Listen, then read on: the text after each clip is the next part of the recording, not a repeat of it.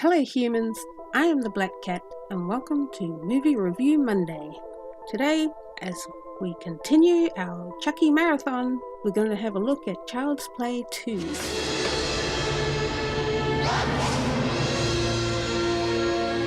Child's Play 2 was released in 1990, was directed by John Lefavor, starring Alex Vincent as Andy Barkley, Christine Elsey as Kyle, and of course Brad Dourif as the voice of Chucky. So Child's Play 2 picks up relatively soon after the first movie. Karen has been put in a mental hospital for believing that Chucky is real, so we don't really see her at all in this movie. We hear a bit about what she's doing, where she is, obviously to explain why she isn't there, but other than that we don't really see her.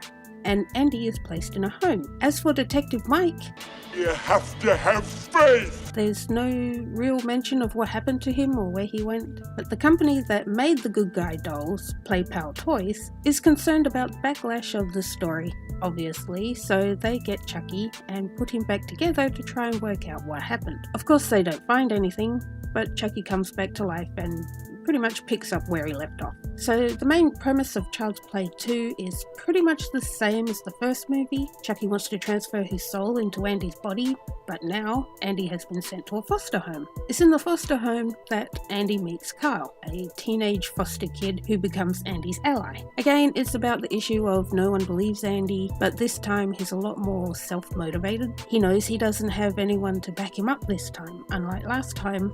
Even though he wasn't really believed at first, he still had his mother. But this time, Kyle basically fills that role. Anyway, what I enjoyed about the aesthetics of this movie is that everything is made to look like toys. Chucky almost always uses toys. He ties people up with skipping ropes.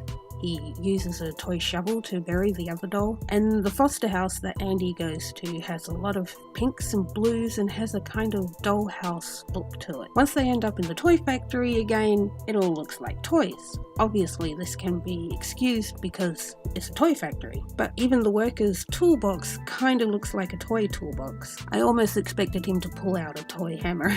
I just think that was really cool set design that added to the overall look of the film. Again, they used a lot of practical special effects with the use of puppetry for Chucky. As for my favourite shot, honestly, I don't feel like there was a specific shot that stood out to me. Maybe the shot of Chucky walking out of the school closet to kill the teacher, that was a nice use of puppetry. The action sequences are good, especially towards the end when they're in the toy factory, they're trying to get away from Chucky. There's definitely a few moments in there that kept my interest, I guess you could say. There was a sequence, again in the toy factory, that kind of dragged on a little long when Kyle and Andy are running around the maze of toys. That sequence just seemed to take too long, and they ran into dead ends. Couldn't figure out how to get out of there. It's like, well, where did she come in? Didn't she just get there?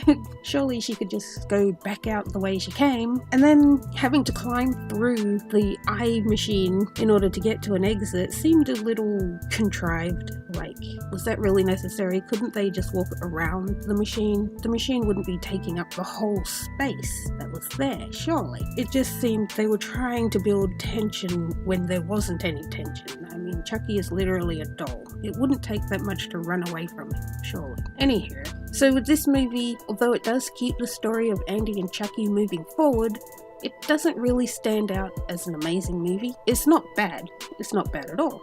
It's an enjoyable movie to watch. But in comparison to all the Chucky movies combined, it just doesn't stand out that much. But the real test is, would I watch it again? Yes I would. But I don't think I'd watch it as a standalone. I'd be more inclined to watch it as part of a Chucky marathon. But anyway, that's all from Movie Review Monday for this week. Let me know what you think of this movie, and I'll catch you next time. Bye!